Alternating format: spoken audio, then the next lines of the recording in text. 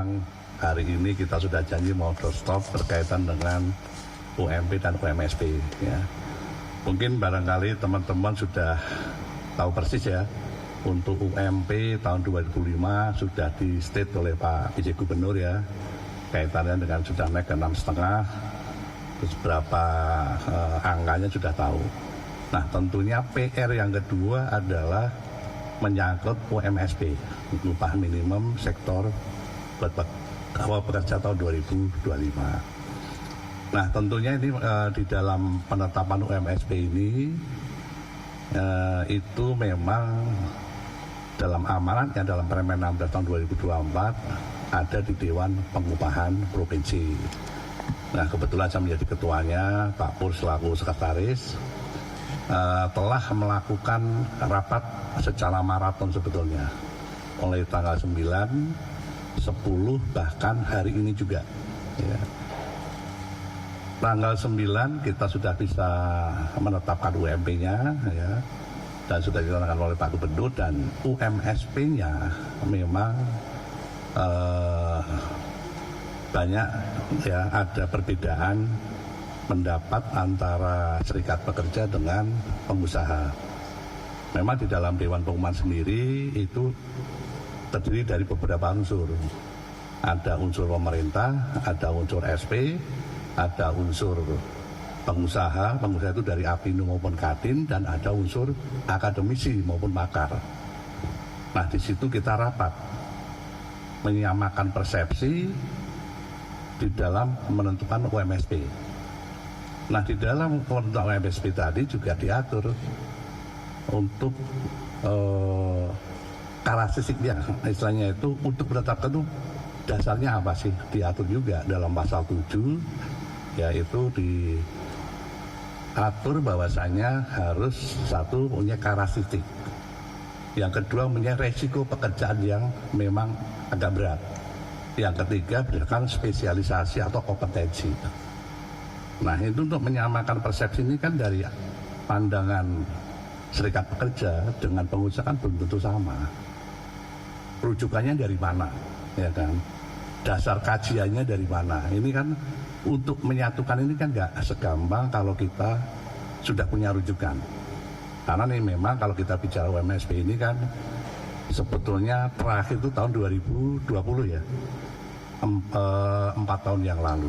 Namun sekarang dihilangkan dan muncul kembali untuk kita tetapkan. Nah tentunya dengan rapat yang dari tanggal 9, 10, 11 tadi, yang tanggal 10 ternyata pada saat itu tidak terjadi kesepakatan. Pekerja mintanya dari 13 sektor harus dimasukkan. Kemudian kalau dari sisi pengusaha ada 5 sektor.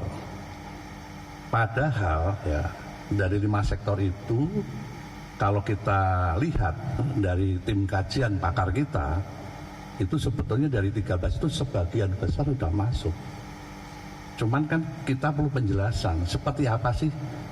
Tadi siang kita maksimalkan kembali, kita bandingkan. Ini loh yang dibuat pakar, ini maunya pengusaha, ini maunya si pekerja, serikat pekerja. Setelah kita adu, ternyata ya alhamdulillah siang tadi ya itu sudah punya gambaran yang mengerucut yang sama. Artinya dalam menentukan subsektor atau sektornya. Namun kita belum bicara besaran angka. Nah ini yang akhirnya sebetulnya hari tanggal 11 ini kan kalau dalam Permen 16 itu kan kita harus menetapkan. Namun karena belum ada kesepakatan, akhirnya UMSP itu belum bisa ditetapkan. Ya, jadi kalau kita di Permen itu kan pemerintah daerah menetapkan apabila sudah terjadi kesepakatan antara si pekerja maupun dari si pengusaha. Nah ini tentunya menjadi PR buat kita. Ya alhamdulillah tadi dari arahan Pak Gubernur, walaupun kemarin belum sepakat, tadi pagi kita disuruh lagi untuk memediasi untuk supaya bisa artinya bisa sepakat. Nah tentunya ini yang menjadi hal yang baik.